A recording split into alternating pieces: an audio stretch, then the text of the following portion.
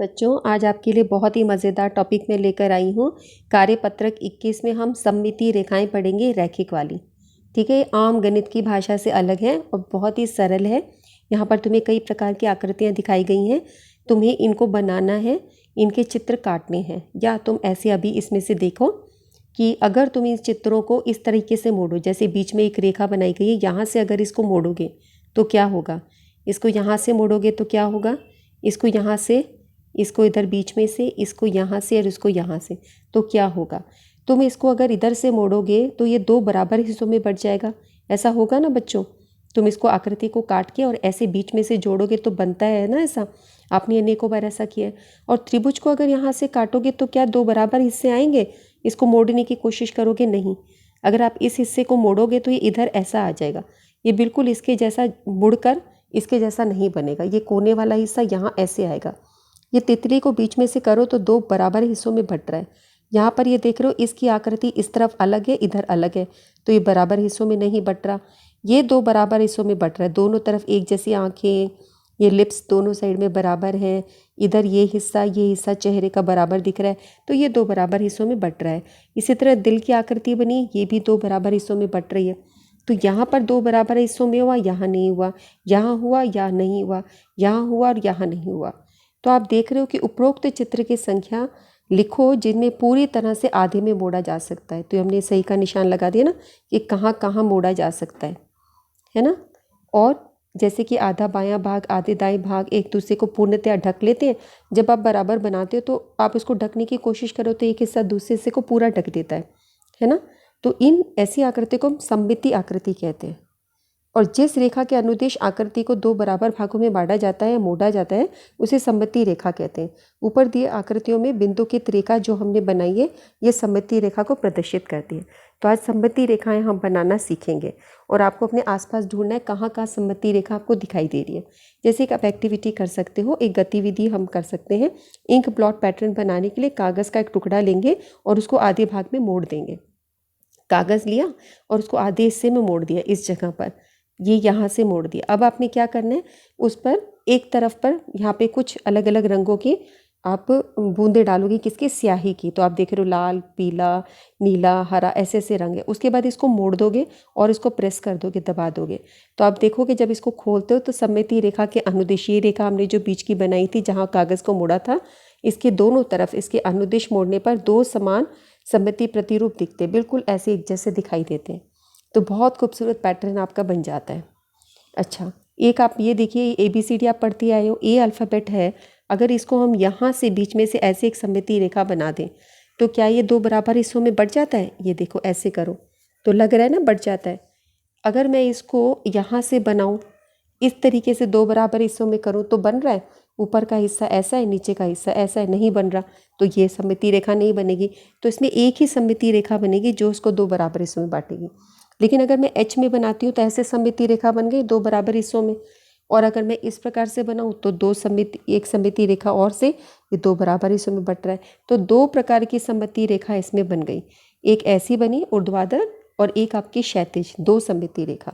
तो किसी किसी में आप एक सममितीय रेखा देखते हो जैसे A में हुआ, और किसी आकृति में हमें दो सममितीय रेखा भी दिखाई दे सकती है। तो आप A से लेके Z तक देखो कि आप किस किस में कितनी कितनी सममितीय रेखा निकाल सकते हो। ये कार्य आप करके देखिए। ये प्रश्न आपके NCERT में भी है। यहाँ पर देखिए, आपको एक उदाहरण देखना है। ये प्रश्न इंपॉर्टेंट है बच्चों। आपको कुछ आकृतियाँ दी गई हैं और इसमें तुम्हें देखना है कितनी सममितीय रेखा बन सकती हैं। एक समबहुभुज की परिभाषा समझ लो कि समबहुभुज क्या होता है, जिसकी भुजाओं की लंबाई और कोण बराबर हो। तो समबहुभुज जिसकी भुजा बराबर और फिर कोण भी बराबर हो जाते हैं। तो अब हम तालिका को भरते हैं। जैसे विषमबाहु त्रिभुज क्या होता है, जिसकी सारी भुजाएं अलग नाप की हो। जैसे ये आपने बना दिया एक विषमबाहु त्रिभुज, ऐसा बना दिया, ये छोटा बड़ा और ये ऐसे बना दिया आपने। इसके सब माप अलग है, ठीक है। आप देख रहे हो कि सबके माप अलग है। और अगर मैं इसकी सममितीय रेखा बनाने की कोशिश करती हूँ और मैं यहाँ से बनाऊँ तो ये दो बराबर हिस्सों में बटेगा, नहीं। अगर मैं यहाँ से बनाऊँ दो बराबर हिस्सों में बट रहा है, नहीं। अगर मैं ऐसे बनाऊँ बन रहा है, नहीं बन रहा।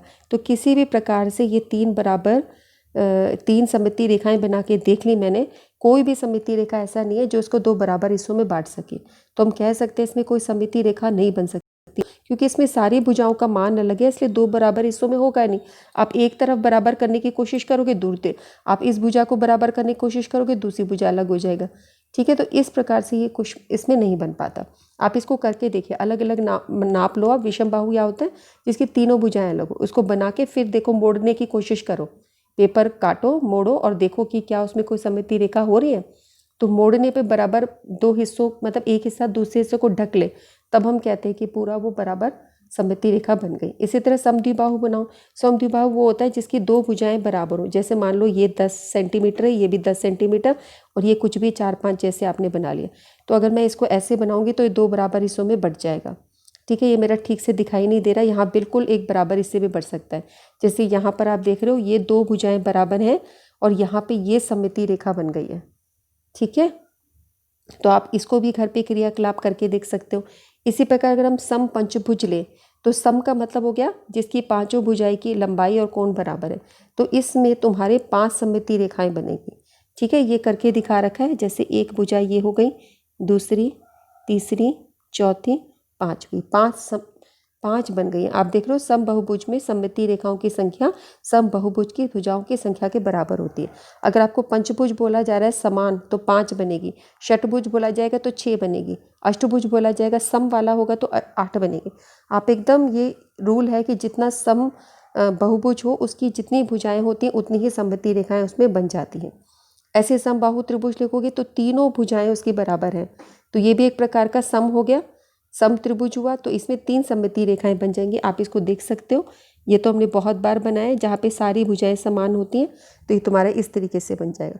इसी तरह वर्ग है, इसमें चारों भुजाएं समान हैं तो इसमें भी 4 बन जाएंगे। ऐसे करके 4 में विभाजित हो जाता है ना। ऐसे बनाया, ऐसे करके 2 बराबर हिस्सों में बट जाता है आपका। अच्छा, बराबर आपको ऐसे बांटना होता है बच्चों की वो बिल्कुल एक बराबर नाप का हो। देखो जैसे मैं कोशिश करती हूँ, जैसे ये 2 बराबर हिस्सों में होना चाहिए, छोटा बड़ा नहीं दिखना चाहिए। जैसे मेरा थोड़ा दिख रहा है ये बड़ा ये छोटा। ठीक है, अगर आप नाप के बनाओगे एक ऐसे बन जाएगा, एक तुम्हारा इस प्रकार से बन जाएगा, मतलब आपके विकर्ण वाली जगह से कैसे बन जाएगा। ऐसे वर्ग के 4 हिस्से बन जाते हैं। समबाहु त्रिभुज आपका ऐसा होता है, हर कोने से एक बन जाता है ऐसे करके। ये तुम्हारा हो गया समबाहु त्रिभुज वाला, ये वाला। इसी तरह पंच में 5 बन जाती है। ठीक है, तो आपकी सममिति रेखाएं क्षैतिज भी हो सकती है, ऊर्ध्वाधर भी। ये ऊर्ध्वाधर है, जो इस तरह से लंबी खड़ी रेखा बनती है ऊर्ध्वाधर होती है, और क्षैतिज ऐसी होती है इस तरीके की हो, तो इसमें ये क्षैतिज है। जो ऐसे लेटी हुई रेखा होती है क्षैतिज है, जैसे खड़ी हुई रेखा इसको ऊर्ध्वाधर रेखा कहते हैं। अब हमें प्रश्न करने रैखिक सममिति और दर्पण परावर्तन। ये तुमने साइंस में पढ़ा है बहुत बार बच्चों। एक आकृति में रैखिक सममिति तब होती है जब उसका आधा भाग दूसरे भाग का दर्पण प्रतिबिंब हो। सममिति रेखा हम बोलते हैं कि वो दूसरा बिल्कुल ऐसे दिखाई देता है जैसे दर्पण में दिखाई दे रहा है, बिल्कुल वैसा ही बराबर हिस्सा। आप अपने को दर्पण में देखते हो, आपको बिल्कुल एक जैसा दिखाई देता है, लेकिन थोड़ा सा उसमें फ़र्क होता है, आपका दायां बायां अलग लिखता है। आज आपने क्या करना है, ABCD सब अक्षरों को लिखना है और फिर दर्पण में लगा के देखना है। आप ऐसे A लिखना और दर्पण में लगाना और देखना ये कैसे दिखाई देता है। ऐसे ही दिखाई देता है। B लिखना तो आप देखो ये कैसे दिखाई देगा, क्या ये ऐसा दिखाई देगा या ऐसा दिखाई देगा, आपको ये देखना है। ठीक है, तो आपके पास कुछ प्रश्न हैं, प्रयास करने। प्रतिबिंब समरूपता के बाद कौन सी वर्णमाला अक्षर समान होगी। प्रतिबिंब अगर हम लगाएं, ऐसे शीशा लगाएं, तो कौन सी वर्णमाला अक्षर समान होगी, R, C, N, A और T। इसके लिए जांच करना है, तो इसको लिखो और दर्पण के सामने देखो लगाकर कैसा दिखाई देगा, और फिर वो जांच करो कि किस में वो समान रहेगा। अक्षर समान रहेंगे, बदलेंगे नहीं देखने के बाद। उसके बाद है अनंत संख्या वाली सममिति रेखाओं की आकृति बनाओ। एक आकृति ऐसी बनाओ जिसमें अनंत संख्या बन सके सममिति रेखाओं की, 1 2 3 नहीं। जैसे अब हमने पंचभुज में 5 बनाई, ठीक है, ऐसे अनंत किस में बन सकती है, ये प्रश्न है। तीसरा है कि एक समानांतर चतुर्भुज, एक समचतुर्भुज और एक वर्णमाला अक्षर X, इसमें कितनी सममिति रेखाएं होंगी। इन तीनों में, निम्न आकृतियों में कितनी सममिति रेखाएं हो सकती है, इसमें कितनी हो सकती है, इसमें कितनी और इसमें कितनी। इसमें तो आप देखकर ही बता सकते हो। समषटभुज है तो 6 बनेंगी, षट यानी 6। संस्कृत में पढ़ा है ना, षट, षट का मतलब होता है 6। ठीक है, चलो अब प्रश्न करते हैं। ये पहला है हमारा, R को अगर मैं ये दर्पण मानूं तो R ऐसा दिखाई देगा, C तुम्हारा ऐसा दिखाई देगा, N ऐसा, देखो अलग दिख रहा है ना, ये इसके जैसा नहीं है। A वैसा ही दिख रहा है, T वैसा ही दिख रहा है। तो हमारा उत्तर होगा A और T में अक्षर समान रहेंगे, ये उत्तर है। ए और टी में अक्षर समान रहेंगे, बाकी तीनों में हमें बदलते दिख रहे हैं। आप इसको दर्पण में जांच भी कर सकते हो बच्चों।